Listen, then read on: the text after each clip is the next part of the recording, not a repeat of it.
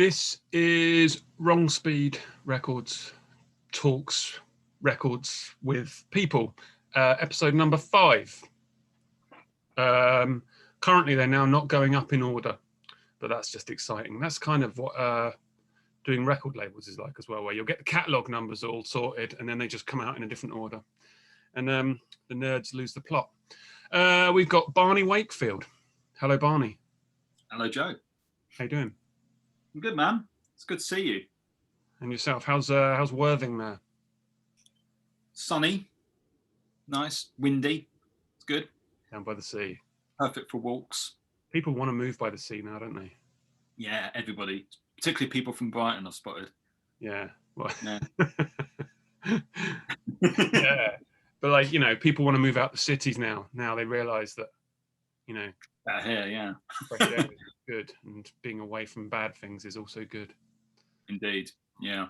No, it's good here. Yeah, just kicking back and working from home. So I'm just my desk here. And what do you do? Pardon? What do you do? I work as I was actually going to come to this at some point, but I work as a sales rep for a distributor, a music distributor. Sweet. Okay, well, we'll come to it at the appropriate time. Yes, indeed. I'm glad you got it mapped out. I like it. So Barney plays in this band here. This band is called Lower Slaughter. Maybe we'll talk about them later, or maybe I'll bring it back up if he wants to avoid talking about it, but I'll want to talk about it.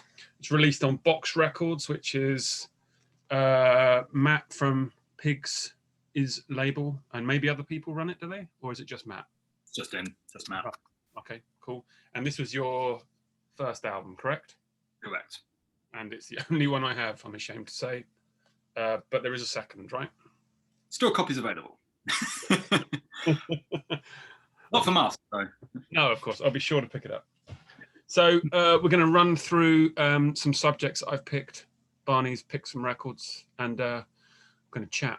So first off, record from your favourite record shop. Okay. So I'm not going to include this, but I'm just going to mention it. Technically, my favourite record shop is my dad. Technically.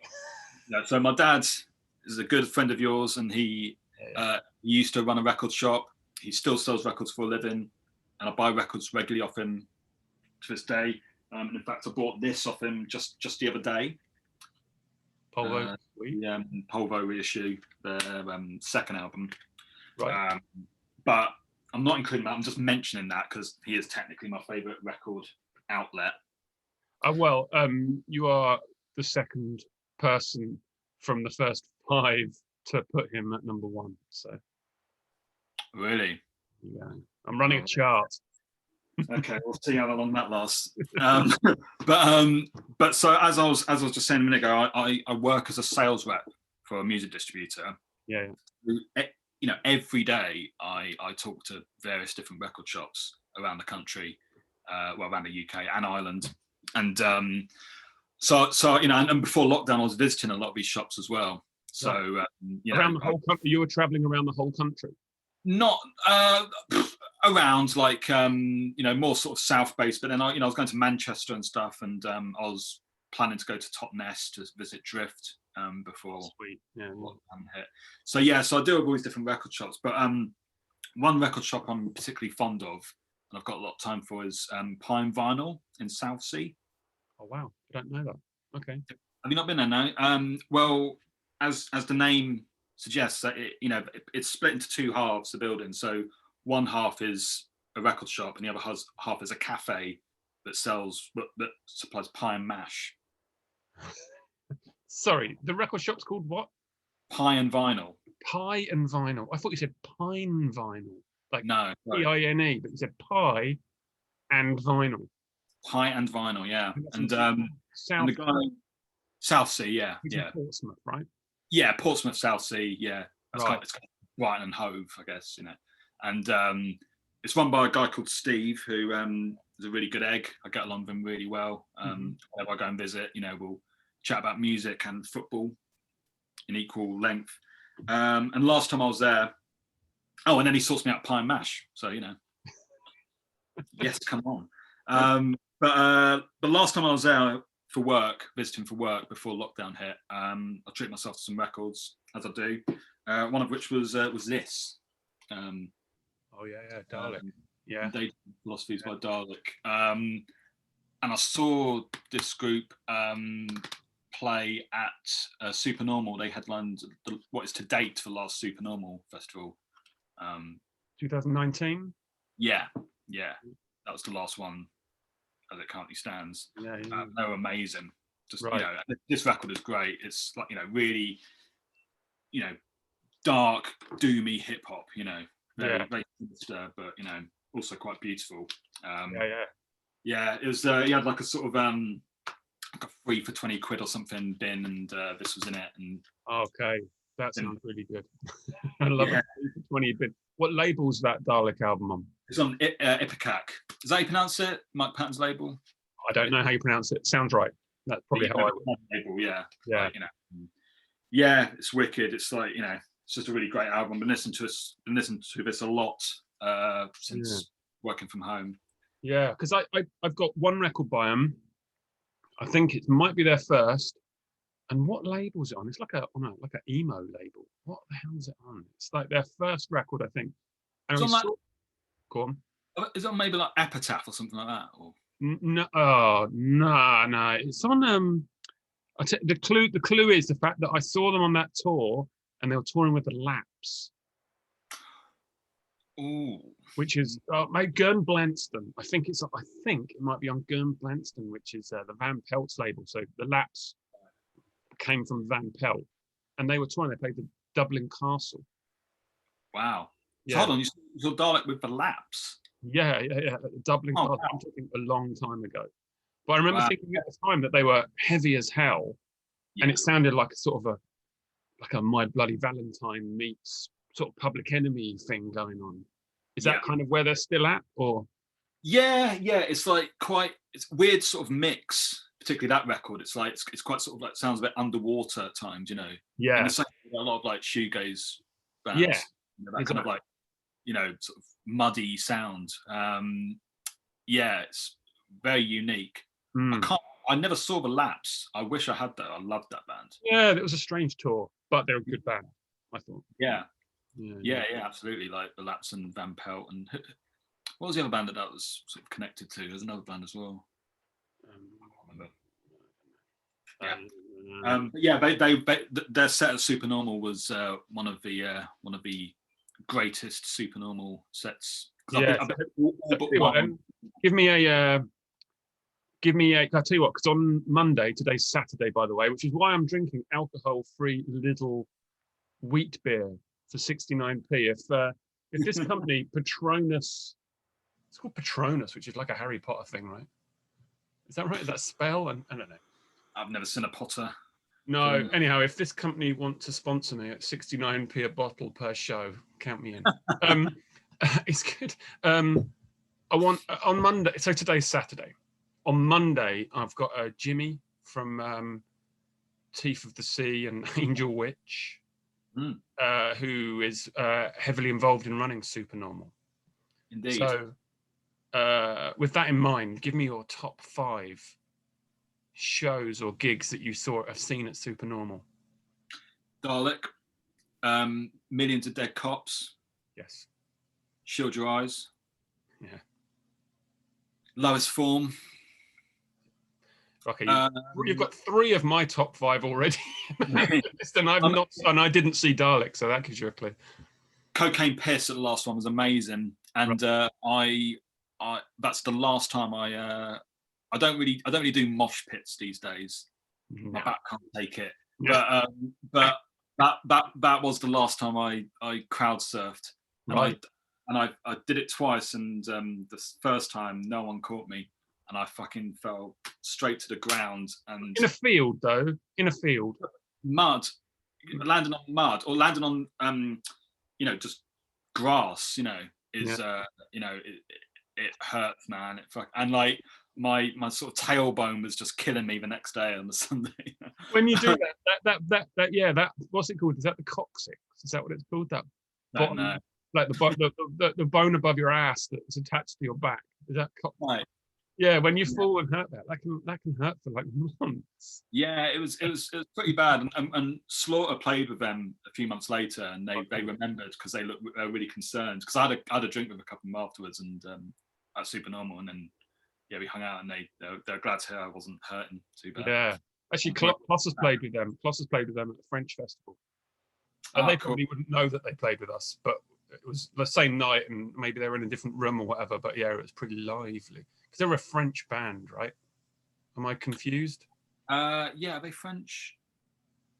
Or yeah, I think so. Yeah. Maybe I'm just assuming that because they were in France when we played with them. Maybe we're French, but yeah. And also Richard Dawson. Quite early on, before he signed to Domino, I remember seeing Richard Dawson at Supernormal in the barn. In the barn, that's right. Yeah, in the barn. Because I watched that. I was wearing a Brentford top, and he picked up on it whilst he was playing. I think he thought it was a Sunderland top. Oh, that rings a bell, actually. Yeah. And I had to defend my corner. I'm sure you did it well. Probably not, but yeah, I think you might have picked 3 of my top 5 because I think that lowest form in that tent, like the bar tent or whatever, was pretty exciting. I thought Million Dead Cops were just kind of old school fun. I picked up his book. Did you buy his book? He was selling his book and signing it that night. Oh, really? Yeah, it's good. It's downstairs. I thought I enjoyed the Rebel. Yeah. I did enjoy that. I thought Shield Your Eyes was good as well, like you said. Yeah. And the X. Mm-hmm. Yeah. Probably up there. And if I had to pick a 6th, it'd be Tamaga. I thought Tamaga were really good. Yeah. There's loads that I missed. Like I remember I missed is it are they just called Cunt? The band that was before Pigs. KHUNT. Yeah. Is that But is it just where the fuck they're called? I missed them, and everyone was like, "Oh, that was the best thing." And Sam from Pigs said that was like his favourite gig he played, I think. Right. And was Richard Dawson in the band then? He was in that band at one point. Yeah, he was. And then by the time they played Brighton, he wasn't in anymore. No, right, okay. Right. Yeah. I'm very annoyed I missed that. I don't know how you pronounce it. You can assume. I feel very uncomfortable. Yeah. So Dalek then, and your favourite record shop is Pie and Vinyl in Southsea. One of it's a shop I have a lot of time for, and they're good to me, and I have a good vibe with them. Really, the guy who owns it, he's just a really lovely guy, and we have a good working relationship, and I dig their shop. There's plenty of other shops that I. Yeah. So what is it? It's a record distributor you work for, and you go around repping for them. Mm-hmm. Yeah. I basically like sort of deal in the sales. For what's the distributor called? It's called Republic of Music. All right, cool. Don't know. Yeah. Plenty of good labels on it. Box, in fact, on it. Oh, really? Okay. Yeah. Just coincidentally, like I had nothing to do with that. I on the roster by the time I joined. And where are they based? Brighton. All right. Okay. Cool. Yeah, I didn't know. Yeah. I probably only know like the old school names, your Cargos and SRDs and whatnot. Yeah, indeed. Yeah. They're the new kids on the block. Yeah, exactly. I need to bone up. About 10 years, I think. Right. Okay. Yeah. Oh, sweet. Yeah. Hit me with a record with memories. So many memories. So many. There's too many. You could argue. Yeah. Well, I was rifling through my collection, for this, and just all the memories that just pop out, and I suspect that I wouldn't have the same experience just going through an iTunes library. No. I mean, the music will still spark the memories, but going through just the file names is not the same as going through an actual collection. So there's a lot. I could have picked so many, but I picked a couple actually. But I'll talk about this for now. picked this record. I don't know if you can see it. That's Oh, yeah. Home by Broccoli, Love who are a punk band from Dundee, sort of around the mid to late 90s. Yeah. I kind of class this band, I put them in the same camp as like bands like Bob Tilton. Yeah. Kind of sort of late 90s pre-emo, you know, before emo was a brand, a marketable brand, you know, you have bands like this, you know. But the memory attached to this is, so to give it some context, I started going to gigs from the age of about 9, which is my dad's fault. Yeah, we'll get to that. So my first gig, so the memory is related to my third gig, but my first gig was like a big arena concert. And that was the Manic Street Preachers. Right. And then my second gig was a thing called the Brighton Crawl, which was a bit like the Camden Crawl. Yes. Okay.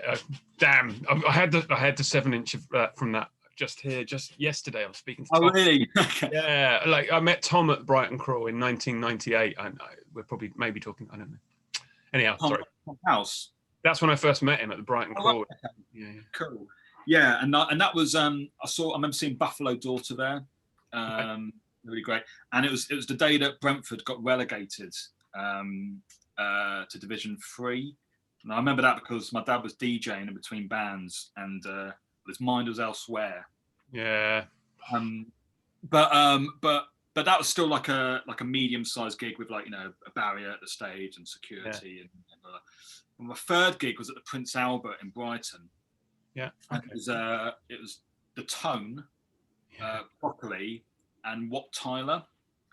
God, and coincidentally, one member of each of those bands makes up the lineup of Hardskin. Yeah. But that was my first experience of a DIY punk gig. Cool. It was a good one. Yeah, so I would have been. I reckon I would have been about 10, maybe 11. I reckon about 10. No. It sounds so silly, you know. But that was like my first experience of a DIY punk gig, and there was no going back. It was like, you know, it really was like there and then. I knew that was like my world theme. For the record, I saw them on that tour. They really? Gypsy Hill, same lineup. Yeah, the Tone, Wat Tyler, Broccoli. Yeah, because I love that Broccoli record.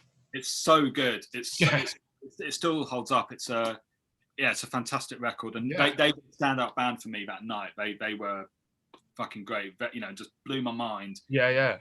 I knew that, like, you know, I wanted to go to more gigs like that. I wanted to, you know, when I was old enough, I wanted to play gigs like that. And I bought this album at that gig. I didn't buy this particular record. I bought it, the Japanese import CD of the album, but up this copy of it.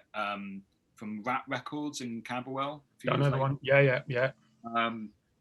But yeah, this still takes me back to, you know, that gig, which was, you know, all truth be told, it was a genuinely life-changing gig for me. That record is, I absolutely back you with that album. There's something about it. It's for me as well. It really. So 98, I got that, and so I was 24. So. Right. But yeah, I worked with them, the three of them. Like they all worked in North London at the record distributor. Oh, right. With Ben. Yeah, it was Southern. Right, Southern, yeah. So yeah, all three of them worked there, plus Ben from the Tone worked there as well. And at the time, there was a point where they went off to tour Japan. Yes. And I was there back. I was in the warehouse, and they'd gone to Japan, and I was thinking, man, this sucks. They've gone to Japan. Do you know they reformed about 4 or 5 years ago just to play some shows in Japan? Right. Yeah. There's a couple of videos on YouTube of it. And I thought they would play, you know, a couple of gigs in London or something. They never did. Yeah. What? Just for my nerdiness, what label is that album on? What, my copy? Yeah. No, Rugger Bugger Discs. Right, that's the first. There's one by Sean from Hardskin. Because it got reissued, didn't it, by Drunken Sailor? Right, yeah. Around the time they did that Japan reunion tour. Oh, is that what it was? Right, yeah. Yeah. So they were much bigger in Japan. They had like quite a large following Right, yeah. See, because I had them down as being sort of Leatherfacey. Yeah. Like, Yeah. as opposed to like emo-y, although they were from that time. And I saw them play with karate and it fit well, you know. Right. But I always have, I sort of think, okay, yeah, they got some Frankie Stubbs going on here, like some Leatherface records. Really growly voice as well, like really throaty voice, you know. Yeah. Looking great. Yeah, that life-changing band for me, but you know, no one knows them. You know, I mention them to people, and you know, weirdly, a friend of mine who plays in a pop punk band, they toured like Japan a couple of years ago, and the guy who booked the tour for them put out that album in Japan. Oh right, sweet. And he came back. My mate came back from Japan with like a copy of this album, and I was like, "Where do you get that?" You know. Yeah. So yeah, just another quick memory one. This will be a quicker story. Is, no, I'm good. Yeah, go for it. Well, yeah. Is this Jest falling down by Jest? The hip hop thing. Yeah, British hip hop. Yeah.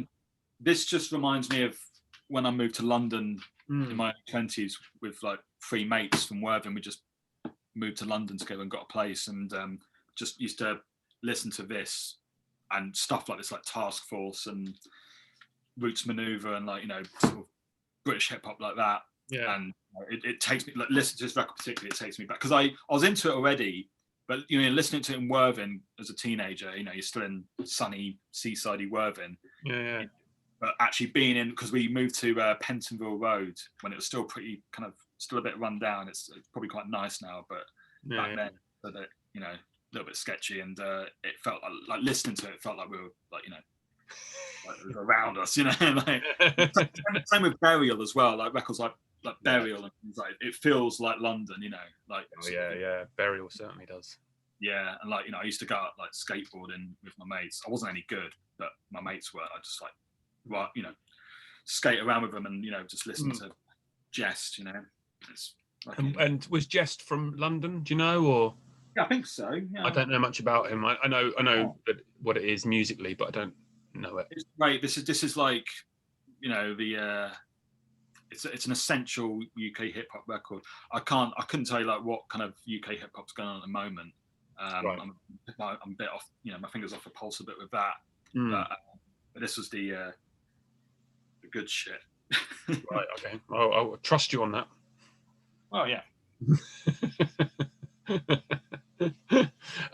So next we have bargain find. Hit me with a bargain find. I'll hit you with a quick one first, and then a more deep one. So got this for 50p. All right. I say Detroit Techno. And there's a Scope sticker for £1 there, but I didn't get it from Scope. I got it from a bric-a-brac sale in Brighton. Right. 50p for a double album of Detroit Techno. I'd call that a bargain. Just quick, who's on it? Just before, don't run away from that. Just quickly tell us a couple of. We got like Rhythm is Rhythm. What else we got here?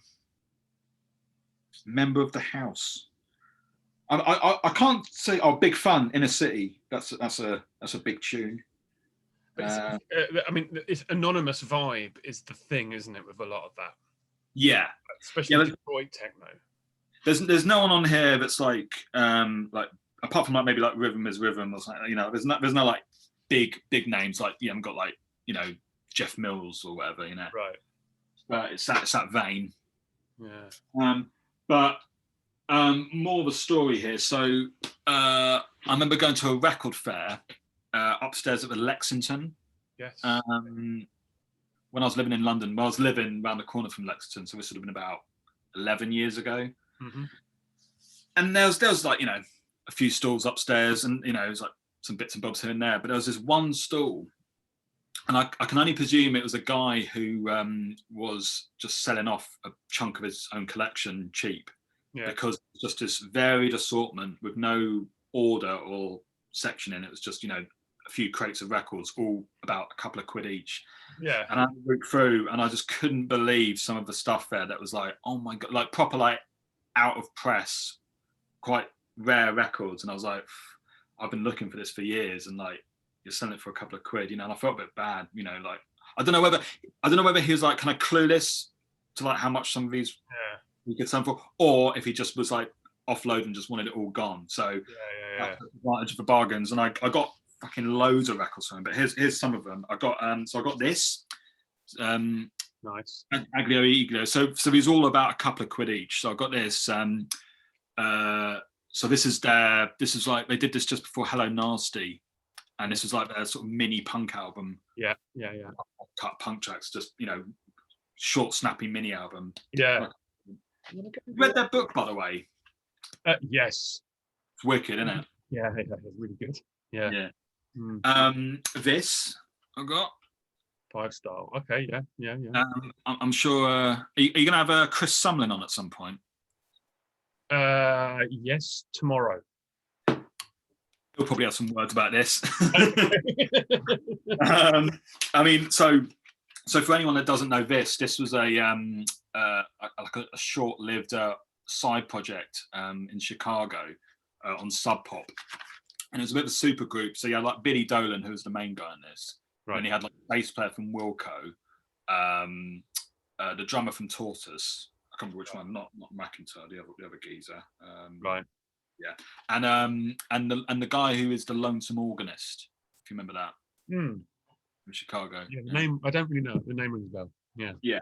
And it's great. It's like sort of instrumental, sort of funky dub, sort of weird, you know, indie stuff. It's a really underrated album, and I really love it. And I had it on CD for years, and then, you know. Then your man with a drug problem was flogging all off you. and then this one as well. I don't know if you'll be able to see it much. Do you know this? Yeah, is it Butter 08? Butter 08, yeah. On Grand Royal. Yeah. Again, another sort of one-off super group. It was like you had a Russell Simmons. Blues explosion. Blues explosion. And the two women from Chibo Motto. Right. Okay. Yeah. And a couple of other characters as well who were some New York people of characters. And this is great. This is a great album. This is you know, it's like, again, quite funky and quite psychedelic. Right. Okay. Cool. And yeah. And that's actual butter on the front. Yeah, it's wicked, isn't it?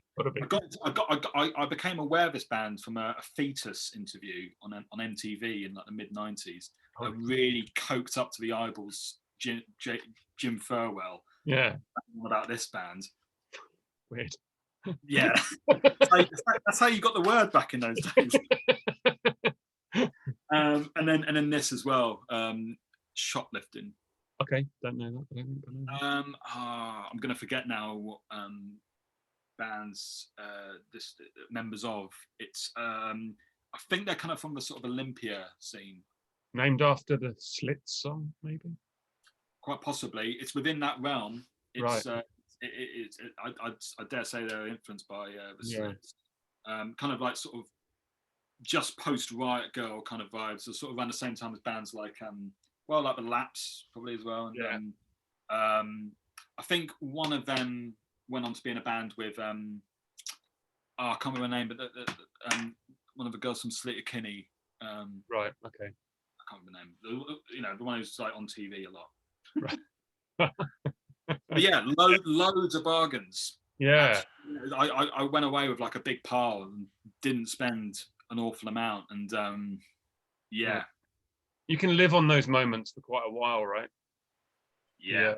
The high can live with you for a bit. Well, luckily I lived just round the corner, you know, so I didn't have to travel far. But that wouldn't have bothered me. Go back to the, did you?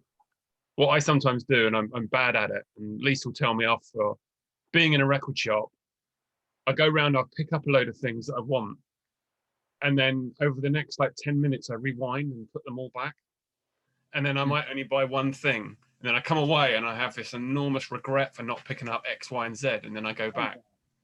Yeah. So in this situation, being just above the Lexington and you only live around the corner, did you think, I'm going to go back there and pick up more? Or were you happy with your lot? I was there for a long time. I was there for a long time, and I was on my own as well, which is crucial. It's crucial for lengthy digging. Oh yeah, I wasn't with anybody. Yeah. You know, it was a solo mission, as it should be. That's the thing. See, this last year, everyone's pretending they like being with people because it's like, oh, I really miss you. Come on, like you know, I like going, go to gigs on your own, go to the pub on your own, Going to the cinema. I love going to the cinema on my own as well. Yeah. Unless someone sits next to me, which has happened. I went to see The Damned United, the film about Brian Clough. Yeah. There's barely anyone in there. It's like a Tuesday afternoon. Yeah. This geezer just out of 500 seats, right next to me. That's horrible. It's quite a dark story, isn't it? Yeah. And that's the end of the story. We're supposed to be talking about records. So. Like a nice 10-word story. Totally empty. He came and sat next to me. Fade to black. Yeah, indeed. Yeah. No, I've got nothing yet. I was gonna, I like to jump in with records, but I haven't really got anything appropriate yet. I'm surprised you didn't mention this. Oh, I do have it in my hand. I was waiting for a moment to bring it in. So this is the Epideme 7-inch. Came out 2008. It was Barney's band that he did with. Stop it! Hound is destroying your Lower Slaughter album, or my copy of your Lower Slaughter. Leave it. So yeah, this is Epideme. It's on Johnson Family. Came out 2008. And yeah, it was you, Mike, and the other guy's name I forget. Finian. Shit, sorry. Although Mike had left by then. Right. John was in the band by that point. Yeah, I'm confused. Okay, yeah. But yeah, we even had an insert. Look at this. Oh God, I can't read that shit now, man. We're far too inspired. We're inspired by Fugazi in the wrong way, where it's like we took the political thing just a bit too far and tried to be all. Well, one of the records I should have brought up actually, and I kind of wish, is the Cat on Form album. I see Steve Ansell helped here, and Laura Mary Kite did some stuff, and so there were some Blood Red Shoes connections here. Mm-hmm. And Steve was in Cat on Form before, and I feel like, along with Charlottesville, who let's not talk about because they get covered a lot. God damn that band. I joke, by the way. I joke because I do have one of their records here in case. I think Cat on Form are quite important in Brighton, especially for a lot of bands like yourself and other bands. Would you agree on that? Absolutely. Cat on Form were huge. First time I even knew about Cat on Form, me and Mike, who you just mentioned, we went to see Fugazi, and they were supporting. They weren't supposed to be supporting. The Buff Medways were originally the support, but Billy Childish was poorly. Right. Okay. And they pulled out, and Cat on Form played, and they were better than Fugazi that night. They really were. I'd seen Fugazi before, and they were the best thing I've ever seen. But that night, Cat on Form they were so good. It was like seeing Fugazi in like '89 or something, how I imagine it would have been, Yeah. Tops off and were just throwing themselves around, and it was so energetic. And yeah, they were massive. But they kind of came. They just came and went. There's barely anything on YouTube. Yeah. They never talked about retrospectively. No. Obviously, because Steve went on to be bigger in Blood Red Shoes, I guess, and stuff like that. But they were, for those 2 or 3 years, they were. I feel like amazing. The first 7-inch they did, the one with like their little fingerprints on the back. Yeah. Got it back there. Yeah, was it Vacuous Pop put it out? It was. Yeah, I think it might have been even the first Vacuous Pop release. Right. Okay. Yeah. Them and around that time was really exciting. Yes. Especially for me around that time when they had I can't remember her name, when the drummer Eva. Right, Eva. Yes, okay, sorry. But especially when she was drumming, there was like a ramshackleness to it that I really appreciated. Yeah. Like it's because I like it when it's like kind of raging sort of punk rock, but it looks like it's going to just slip off the rails at any time. and like no offense to the drumming, but that's kind of how it felt when I watched them. Yes, I know.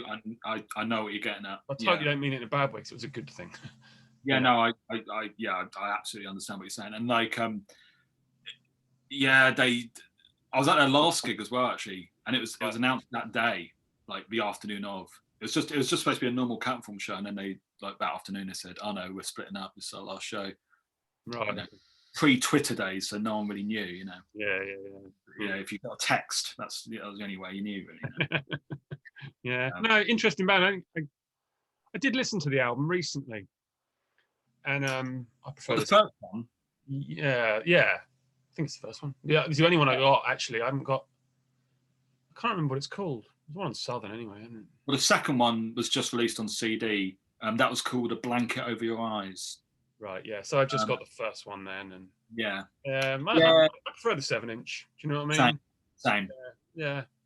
Same. Like the production is sort of. I joke about it, but it feels like. And I'm sure that this is gonna. I'm looking at how long we've been going for, so no one will be watching by now. I think like sort of Southern killed bands a bit. Like the label, you could see that it was an exciting label to go to, maybe because of something that they did 10 years ago, but a bit of a buzzkill, I think, going there in the end. Like Bob Tilton did it, and Billy Mahoney did it. Yeah. And I just don't know, just seemed to move them away from what they were. I don't know what happened. Basically, I don't know what happened, but all of those bands suffered. I can't put my finger on it. I'm sure none of them are watching, so it doesn't matter. But I apologize if anyone is. Sorry, I love everything about everyone. Yeah. A record you bought on tour. Okay, I'm not going to waffle about this one too much then, because I don't have many, because Lower Slaughter aren't the best timekeepers when it comes to arrivals and departures. Right. Okay. Not mention any names. Yet you have a professional tour managing, van driving man in charge of sorts. Well, not mention any names, but it's him. You're kidding me? Nah. But he's. I love him. He won't be watching either. It's fine. He won't watch us.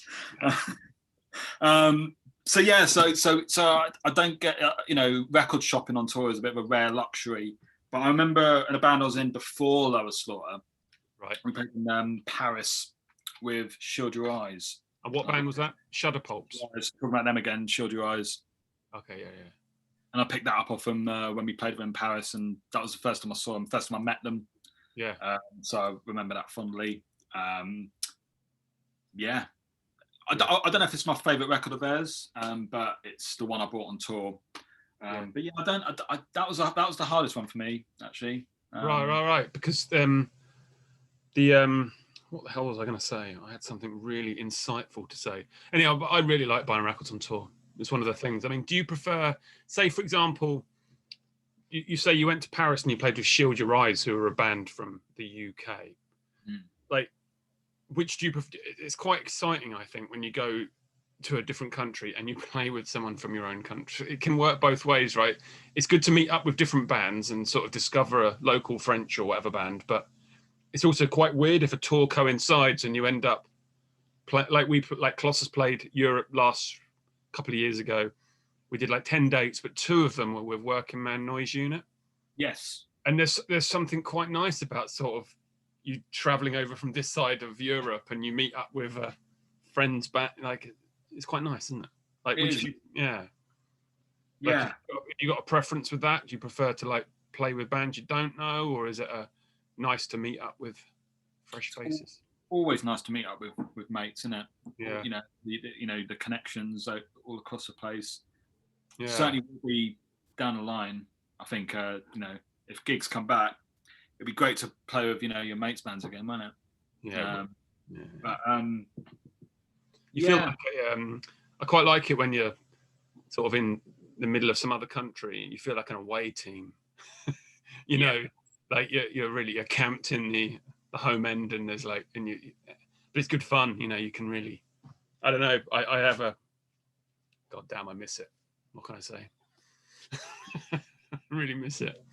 Yeah. Mm.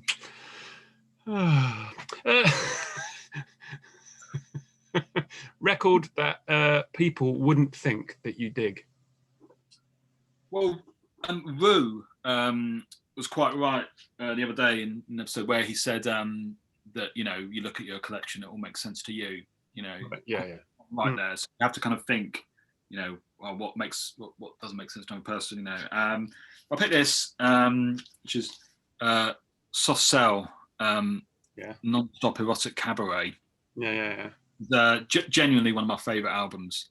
And I talk, people who know me will know that like my dad has inspired my, you know, has educated me over the years with music. You know, he raised me on, you know, The Fool and Captain Beefheart from a ridiculously young age, you know.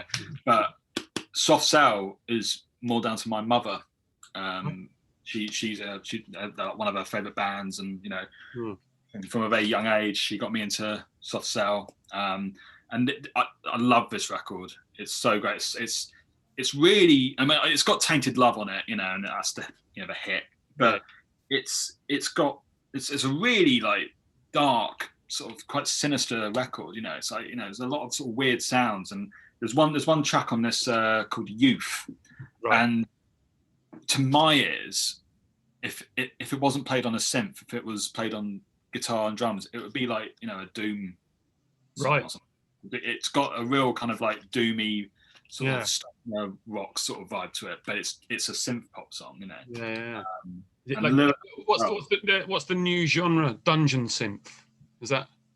I haven't heard of that. Yeah, it sounds like what you're talking about. Right. Okay. Yeah. But yeah, this is the only album I've owned on 3 different formats as well. No reason why. What? And I'm assuming you're talking about cassette, CD, and vinyl, not like a 8-track or. No laser discs. No laser discs. Vinyl, CD, and tape. Yeah. And I hear them in a lot of stuff now. I hear them in like bands like, I'd say like Latter Day Mogwai, when they went a bit more electronic and started using synths a lot more. I reckon they'll listen to a lot of Soft Cell. I don't know if people would be surprised to know that I like that, but that's it's good though. But like I've got like that era. I'd say it a lot, but that era of music for me is really, you know, even the more poppy stuff. I'm massively fond of ABC and all that. I kind of those records. I have them. I pick them up cheap and I love them. Yeah, I mean, they sound good. They just sound good. They do sound good, and like there's other bands as well, but like I don't love quite as much as Soft Cell, but like I quite like watching Top of the Pops reruns on BBC 4. Yeah, everyone's into that. Yeah. On 1990 at the moment. Yeah. But back when it was like in the sort of early to mid 80s, a lot of like, you know, synth pop and stuff. And like I was staggered by how many hits Tears for Fears had. Right. Like, every week they had a new single. Yeah. They're all great. It's unfortunate. There's lots of Top of the Pops they can't show anymore, just because of who's presenting them. Less so from the 80s and 90s, more 70s.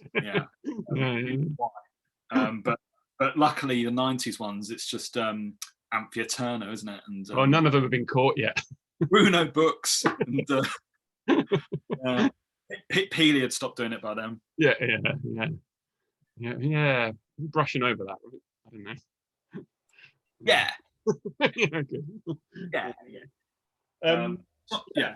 So, have you got any others like that, or is that?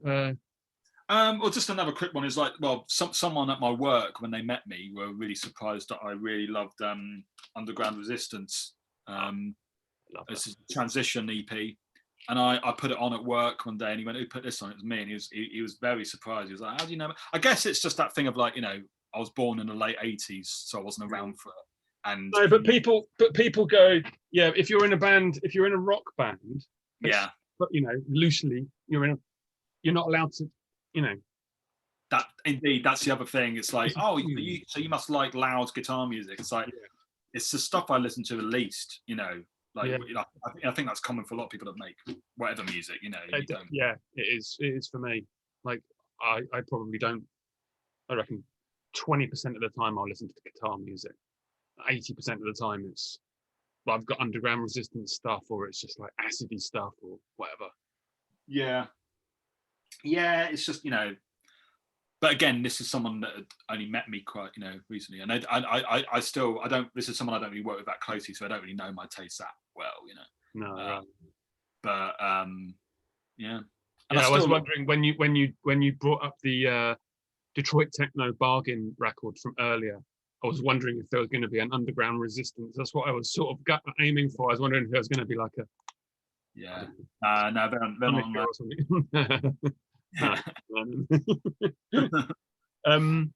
And what about 10-inch records then? What do you think? What do you before you drag one out? What do you think of them? I was speaking to my wife about this. She doesn't like them. Right. I do, but only when they're justified to be a 10-inch. But I think a 10-inch that could easily be a 7-inch or a 12-inch is just gimmicky nonsense. Right. Yeah. But a 7-inch that, you know, merits such size. And actually, on that note, seeing as you work for a record distributor, what do record distributors think of them? Is it? Oh God! Don't go near it. Unless like it's something like Record Store Day or something where it's like really sort of limited and, you know, one off. Because it for the most part these days it is a gimmick format. You know, it's looked at as such. You know, I'd say certainly these days, not back in the day, but I think these days if a 10-inch comes out, it's usually for some event or something. It's like, you know, it's not like I don't think bands or labels particularly choose to put them out unless they, you know, strongly believe in it or something, you know. No, yeah. So talk me through what you got then. What's good? Okay, got a couple. I haven't got many 10-inches in my collection, but picked a couple. So there's this, first of all, the Pastoral Not Rustic, which is the first Country Teasers album. I don't know what my favourite Teasers album is, but this has certainly got some of my favourite tracks of theirs. Yeah, okay. You know, it's got like Mosquito on it. Oh Nurse, which is an amazing song. Yeah, that's a essential. Yeah, that's interesting because that is actually their debut album. Yes, and that's a 10-inch. Indeed. And it's on Crypt, correct? Yeah. Yes. So there was a decision made. They must have thought, okay, it's 12 minutes aside or whatever. There was a decision made to put it on a 10-inch rather than, because recently, wasn't there some like songs from that recording session released on like the Toe Rag sessions or something that came out? Well, I missed that. Yeah. It was. Which is like another whole bunch of songs recorded around then. So they must have picked the 10 or 12 songs on that on purpose to make it a 10-inch and not like extended. Right. It's really weird to me that they would have, that's an odd first album to me. But yeah, then they were an odd band, so it makes indeed, yeah, absolutely. Yeah, very, very important band. Yeah. But I love them. I love the band, so yeah, same. Ben Wallers is a very underrated musician, you know, like he's a family friend as well, so you know he's a dear soul. Yeah, how well do you know him then? Well, my uncle used to manage them, and also before that managed the Male Nurse. Do you remember them? Yeah. Oh yeah. Okay. Yeah. So my uncle managed those bands back in the sort of late 90s, and yeah, we just kind of became friends with Ben through him, and he's you know, we're not like in touch with him as such, but you know, whenever we see him, it's like catching up with a family friend. You know? Right. So by uncle, is that who? Your dad's or your mum's brother? What? My mum's half brother. Right. Okay. He was managing Teasers around sort of like late 90s, and my dad went to America with him on tour for about a week. Right. Sounds mad. I haven't heard the full stories because I was still quite young then, but like, God, I bet it was a fucking party. Did they need managing the Country Teasers? Yes, but also no, I don't know. No, it's not like Led Zeppelin. Yeah. And then the other one I picked is this Admonishing the Bishops by Thinking Fellas Union Local 282. Catchy This, name. Yeah. yeah. This is what a 10-inch should be. It's an EP of 4 long songs. Right. Yeah. The band I was in before Slaughter, I was in a band called Shudder Pulps, and we were quite obsessed with this band. Yeah. To the point that we had a song which referenced both a song title from this and a riff from it. Referencing riffs, is that what we're calling it? quite literally referencing. Like basically what it was is like we had a song where it cut, it kind of all the instruments stopped and the guitarist played like a very short riff, like a snippet of a riff from a song on here called $1 Million. Right, okay. And then the following lyric was, I don't know what I just heard, but it sounded like $1 million. Clever cats we were. Yeah. But this is great. This is such a great EP, and it's got Hurricane on it, right, which is I've referred to before as the best song that Slint never wrote. Wow, that's my review of it. Is there a sticker of you saying that on the front? It's like a hype sticker. Yeah, there should be, shouldn't there? Yeah, make your own. Well, it says it does say here that's right, guy. Yeah. So you know. Maybe we could make our own hype. Let's make our own hype stickers for records. Yeah. But it does really sound like it sounds very Slinty, that song, but not in a rip-off way. You know, it sounds like their own. And then the other tracks. What I love about this band is that like every song is different. They were all right. How much else did they do? That band?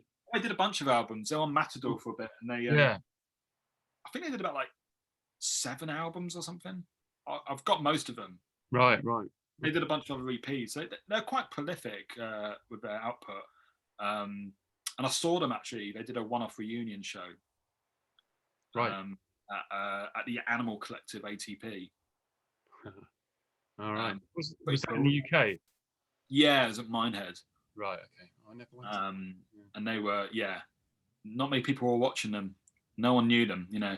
And but you could tell that there were some people there that had travelled especially for them, you know. Yeah. Because it was a one-off show. They did one show in America as a warm-up, and then that's been it. They haven't done anything else. Right. Okay. Must have been nice. ATP was good for that, I guess. I saw a lot of bands at ATP that I wouldn't have seen otherwise. Well, same. I can think of. I mean, I remember like the only time I've seen Lungfish was at ATP. Yeah, same. Loads. I remember seeing Ramblin' Jack Elliott. Oh, I don't know. Sort of like Johnny Cash era folk singer, and he was very old. He had to be like helped for stage. Not many gigs I've been to where I've been like, you know, close to tears, but that was a real sort of like, you know, this frail old man singing extremely powerful folk songs. Yeah. Who brought him over? What ATP? That was one of those ones where a band did a day each, and that day was what's his name? Not very good. Like folk guy. Oh, I can't remember his name now. Someone I didn't really care for. Right. Okay. Mudhoney did a day, and Yeahs did a day. Oh, Devendra Banhart. That's who. Right. Okay. Yeah. I know his name. I don't know his music. Yeah, same. But his day was one of the most interesting. It was like Ramblin' Jack Elliott. The Watts Prophets played. Don't know them. You don't know Watts Prophets? They're like sort of they're like pre-hip hop. From kind Watts. Of beat. Watts, as in like WATTS. Yeah, which is the area of LA, right? Oh, is it? Okay. Yeah, I believe so. Like where the Watts Tower is and whatnot. Right. Okay. Yeah. They were like pre-hip hop beat poetry kind of stuff. It's like, you know, kind of proper, you know, sort of like Black Power kind of, you know, vibes. You know, like a lot of hip hop's inspired by them. It's like, you know, like really... the Last Poets, that sort of. Yeah. Right. Okay. Yeah, cool. They were amazing. I felt very lucky to have seen that because it was like, wow. This is... Yeah. Cool. Christ. Yeah, the last time I went to ATP was in Minehead, and it was the Thurston Moore one. Yeah, I was at that. Yeah. Yeah. So there was some good stuff, and there was some drones. Noise. Yeah, Yeah. exactly. And like I, if I look back on it, I think the ratio was too heavily that way, maybe. Yeah, there was some good sort of like old school stuff. I remember like Stooges played, and you had MC5 as well. Negative approach.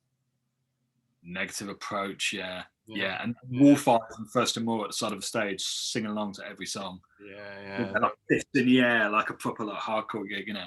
Yeah, exactly. So that was good. Saw Melvin's twice, I think, that weekend. Same.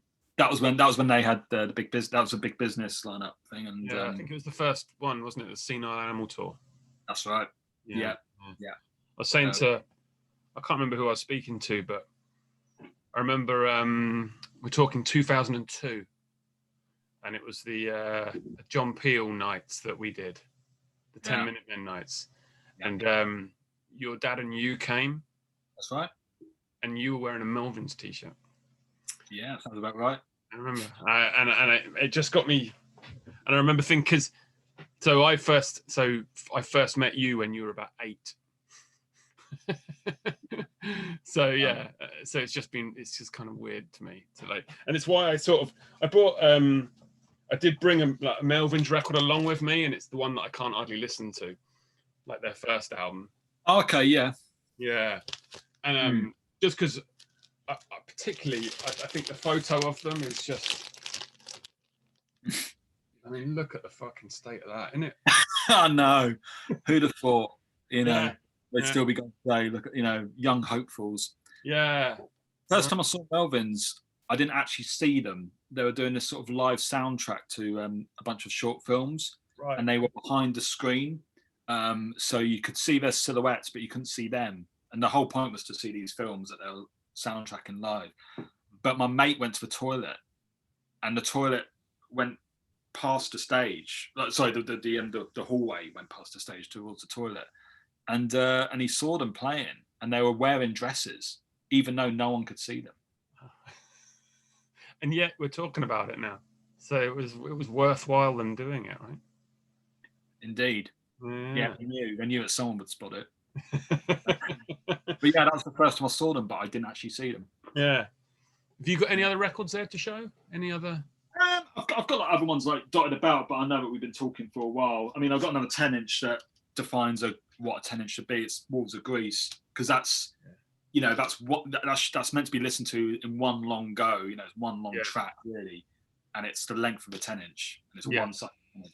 That's what a 10-inch should be, Yeah. So but just before you rush off with the Wolves of Greece, let's just quickly talk about who was in that band and what their story was, because not everyone. This was post Bob Tilton, so you had Neil and Simon, was it, from Bob Tilton?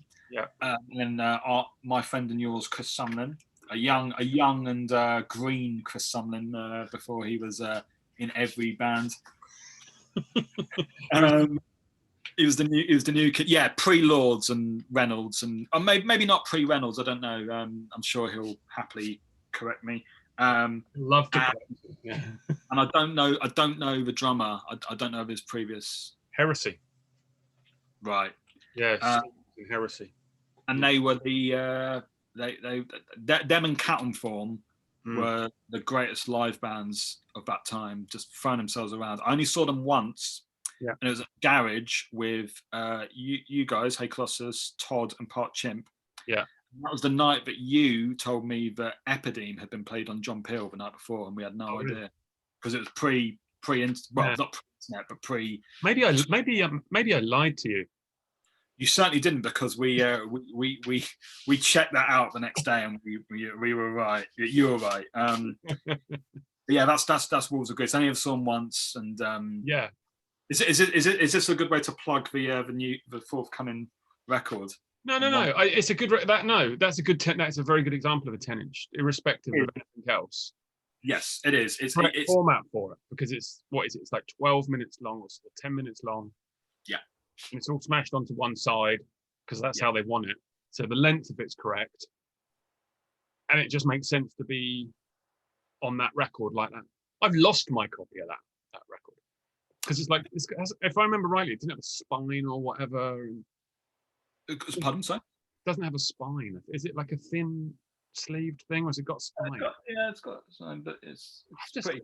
disappeared pretty in my records. Like, this is my problem with 10-inch records. Is Yeah, they just disappear. Like, and that one's, I've lost it. I cannot find it. And like, especially like, you know, being partly involved in releasing some Wolves of Greece stuff at the minute, I really want to find that record, but I can find it anywhere. you can pick up on Discogs really cheap still.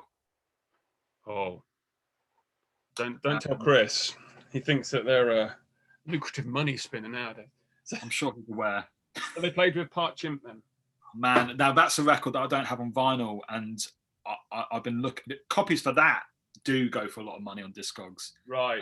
Mine's got like, so I spoke to Paul a day or two ago, and in a previous episode, and he was talking about how he likes his records to be battered and covered in stuff, and this has got like spillage all over the top, like wine or coffee or something, and this is quite a battered record.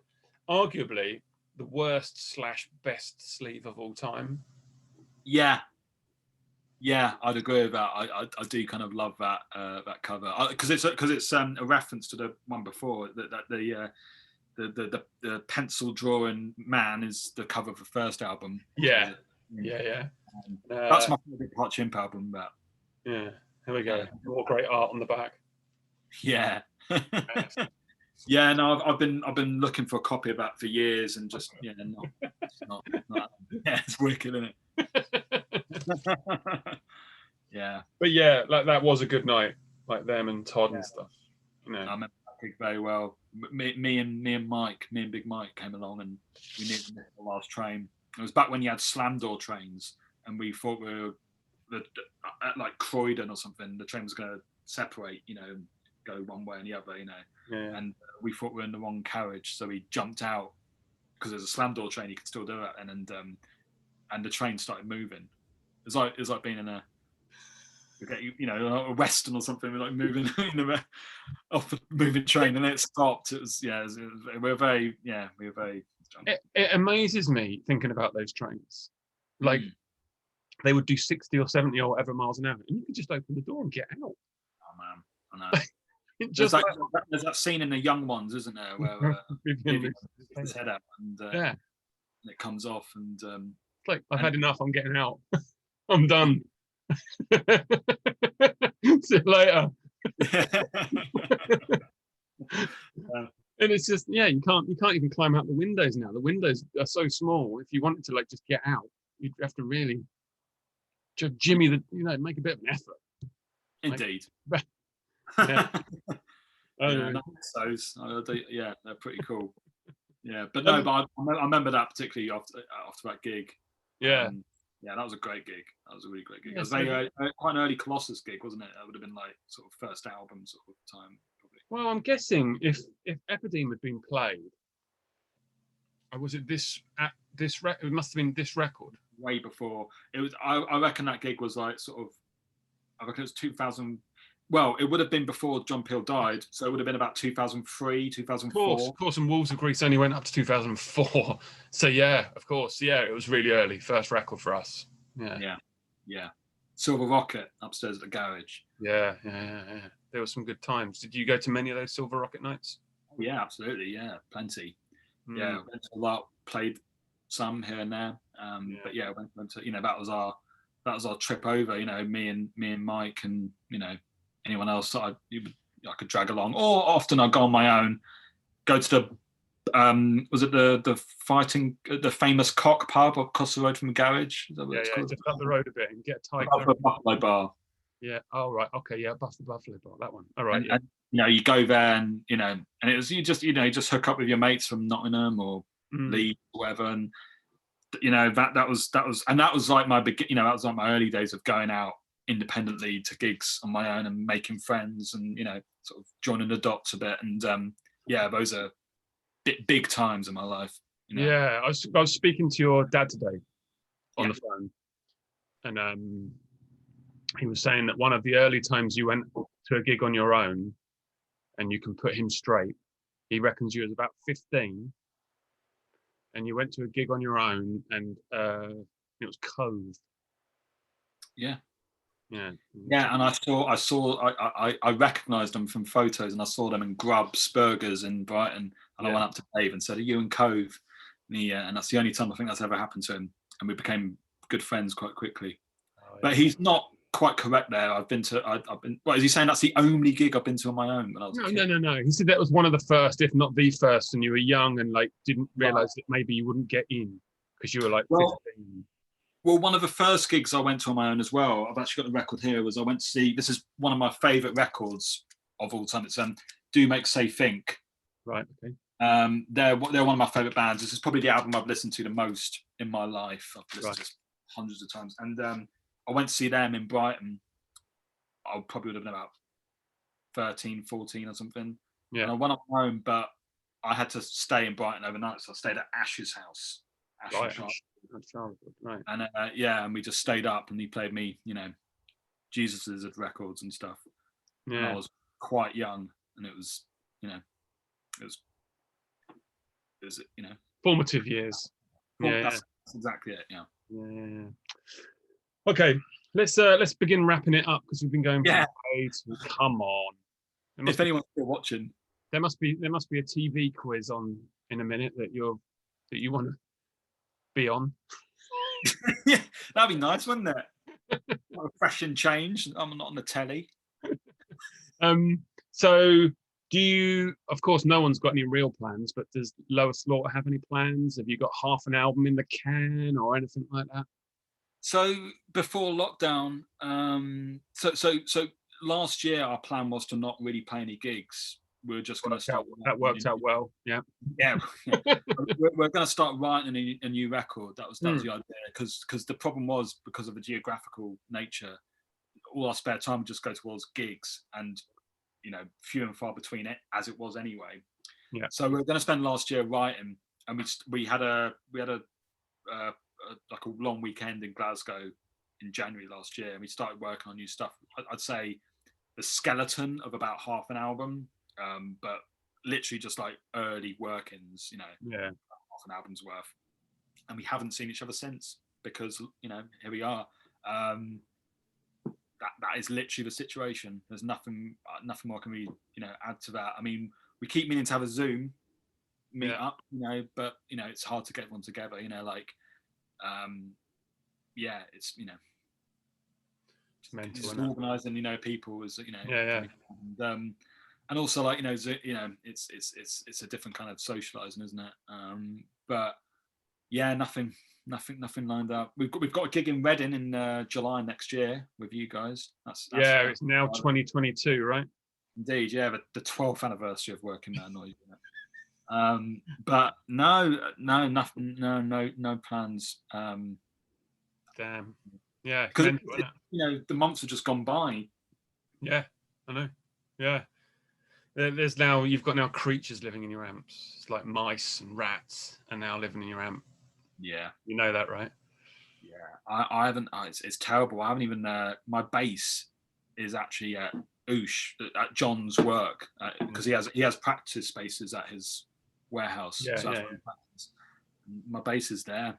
So I haven't even played a bass in over a year. That's not true. We did have a jam. The three of us had a jam last summer. We met up and surprisingly remembered most of the stuff.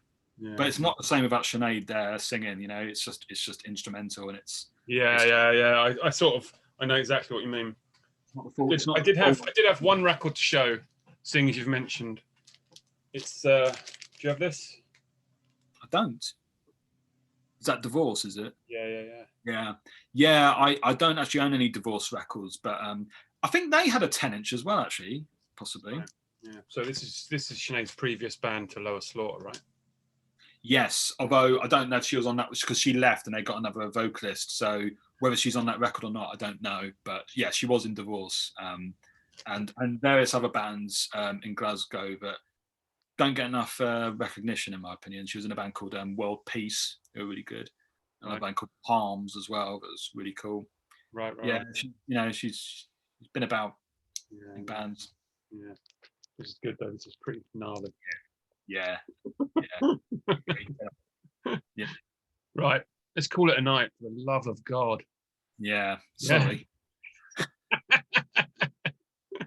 But yeah, it's really good to speak to you. And you, man. Yeah. It's, Lovely. let's hope we meet up in real life one day.